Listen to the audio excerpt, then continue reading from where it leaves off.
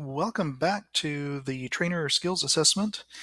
In this particular video, we're going to just quickly talk about one of the key areas on the TCA capacity matrix that's designed to help you get ready for the Trainer Skills Assessment, a 90-minute exam featuring 25 questions, 20 of which you have to get right. And in the Adult Learning and Google Capacity Matrix section, before we jump into specific items, I just wanted to give you a quick overview, help you appreciate all the different kinds of topics and issues that will come up, because they might catch you off guard. So, sometimes when we're working with teachers, we need to really sort of think through how can we use technology to support them, and uh, some of the things that you might encounter could include knowing the difference. When would you create a web forum in Google Groups to facilitate communications versus a Google Plus community to facilitate sharing of information, links, and resources? Are you able to explain the difference between the two? Do you know if you would choose one or the other, or perhaps both? Those would be options that you could share. Another key concept is professional development delivery options. When we're working with teachers as Google certified trainers, sometimes it's appropriate to do some one-on-one modeling, uh, perhaps allow others to watch us as we're using Google tools. Sometimes we're working with small groups. We have a few teachers that are attending and working together. Um, they might be attending a session and you're just working your way through that with a small group. I imagine a grade level setting or department level setting. Sometimes, we're going to be able to take some face-to-face workshops and combine them with some online resources and materials. So you might start a series of blended learning sessions with a face-to-face session. You might have 5 or 6 sessions scheduled. Start with a face-to-face session, help participants become aware of what they need to know to access blended learning materials that you've created so that they can work at their own pace. And then maybe have a session, another face-to-face session in the middle of the training cycle, just to touch base, make sure that everybody's doing okay, reestablish those relationships, because research has shown that building the relationships up front with your session participants can really pay off in the long run. And then they work independently at their own pace, and then have a way to sort of bring all that to a close.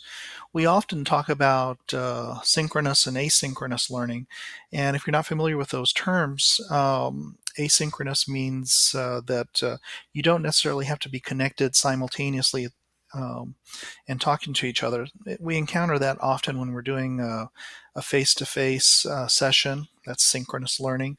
A webinar, a live webinar that's happening, again, synchronous learning. We're both on at the same time. Asynchronous could be something along the lines of maybe there's a pre-recorded webinar or video, and that resource is available for us, but we're not necessarily having to be in the same place at the same time. I think we're moving quite a bit to asynchronous online learning that enables people to learn at their own pace, and that's really valuable because you can be watching. You might have one participant watching at 10 o'clock at night, another watching at 3:30 or 3:45 in the afternoon, whenever it's convenient to them. Now, I mentioned face to face. We still have these large group trainings that bring people together, and those are important as well, because building those relationships face to face is really sort of what we're wired for as human beings. Some of the other kinds of things that you might encounter in the adult learning is how to handle adult learners. Sometimes when you're in a face-to-face environment as well as online, you may encounter learners that are reluctant to give their all, or maybe they want to ask questions and that allow them to control the flow of the workshop and training. And while this may make it easier for them individually, sometimes it can derail the learning for others. So you want to take time to sort of if they've identified a real issue or concern, to deal with that, um, or to simply acknowledge that you've received their feedback, but you're going to have to move on, and you can come back to that later. Because these are challenges that we can encounter, and it is important as you encounter challenges with people to really just try to focus on the positive and what the end goal is, and then work towards that and scaffold participant learning so that they can work towards that as well. Another item that appears on our capacity matrix, especially in the adult learning area, that is difficult to sort of show you. I mean, I have the Google admin panel on the screen here, but really we're talking about adult learners and working with adult learners. And one of the challenges is that it can be difficult to sort of assess the learning of learners. The reason why is that we all walk into a professional development or professional learning session with different expectations, and what I like to do is just sort of set the bar for expectations and say, or poll the audience and say, what is the one thing that you want to get out of today's session? And I have found that to be very helpful because um, it helps the participants focus on the one thing that they want.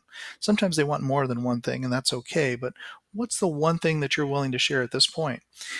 I like to write those things down, keep track of them, and then check them off through the training, whether it's through a resource that I've shared or through a direct teach, and that allows them to sort of also check that off. And so at the end of the day, or at the end of a training, once you've established what was their one thing that would make today a successful day for them, then they join you on that, and they can say, yeah, this today was successful because I got this out of it, plus all this other stuff that I learned. So being able to assess in a face-to-face environment or classroom is important, but also knowing how to do that online. And there's lots of different ways that you can do that. One popular way that you can do pre-assessments and post-assessments, and even during the learning assessments, we can use a lot of web-based assessment tools, and there are a million of them out there. I'm just going to mention a few that you might want to become familiar with, especially since we're talking about Google tools. Google Forms is a great tool to use to collect feedback. Another resource, you could use Google Draw and ask participants to reflect their learning using Google Draw, where they have to manipulate objects that you have pre-created and made available. Another possibility could be to craft some kind of exit ticket where they can go in and sort of fill it in. You could do that with Google Slides or Google Forms. So just a lot of different ways to approach this. And as we just think about what are some of the um,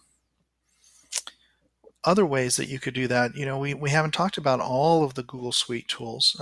For example, you might have blog entries where you write blog entries, or you ask participants to write a short blog entry sort of summarizing what they've learned. One way to do this is for you to create the blog entry describing some of the key concepts, and then ask participants to do a short reflection in the comments of that blog entry so that they will have that there. And then another approach could be to ask them to prepare some kind of Google Doc or Google Slide presentation and then submit that via Google Form. And that way, everyone has access to the responses, or you set up the response access, and then they would be able to access or interact with those documents and the information that's shared in them. The idea here is to create as many opportunities for teachers to bond and interact with one another as possible. So that way, it's not just you as the giver of knowledge, but you're enabling and empowering participants to share their ideas with each other. You know, I like to do the think, pair, share kind of activity, or turn to your elbow partner. Um, and those kinds of activities really sort of help them connect. Google Classroom also has some additional features that you might want to take a look at and take advantage of. The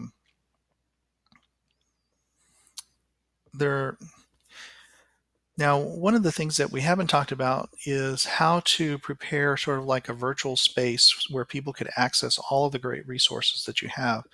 And we sure don't have a shortage of those. Well, there are really, hundreds of ways to create a virtual online presence where you can create a virtual classroom. And of course, I have to mention Google Classroom is one of the tools. But another one to think about is the using something like a Google Sites and placing all the materials there to make it easy for participants to view them. If you have things that you just don't want shared with a wider audience, and you're within your domain, you could take advantage of Google Drive and place and organize documents there. You can even take HyperDocs approach and create a linked table of contents um, for all the resources that you've sort of organized and put together. So there are a lot of ways to do that. Going back to, I guess, the original item on the capacity matrix of creating a web forum in Google Groups or a Google Plus community. These are just ways to bring people together and to do some of the kinds of things like ice breaking, building those relationships that are so important. You're learning to do them not just in the face-to-face environment, but also in an online learning environment. So that's a quick overview of the adult learning and Google. As you can probably tell, there is not a lot that would necessarily be involved with a lot of hands-on or doing that. It's expected that you would sort of know how to create a web forum or Google Plus community. And if you haven't had a chance to play with those, you may want to do that. In the next few videos that are included in the capacity matrix, you'll get a chance to see how to quickly set that up. Thanks for listening and watching, although it's been more listening than watching.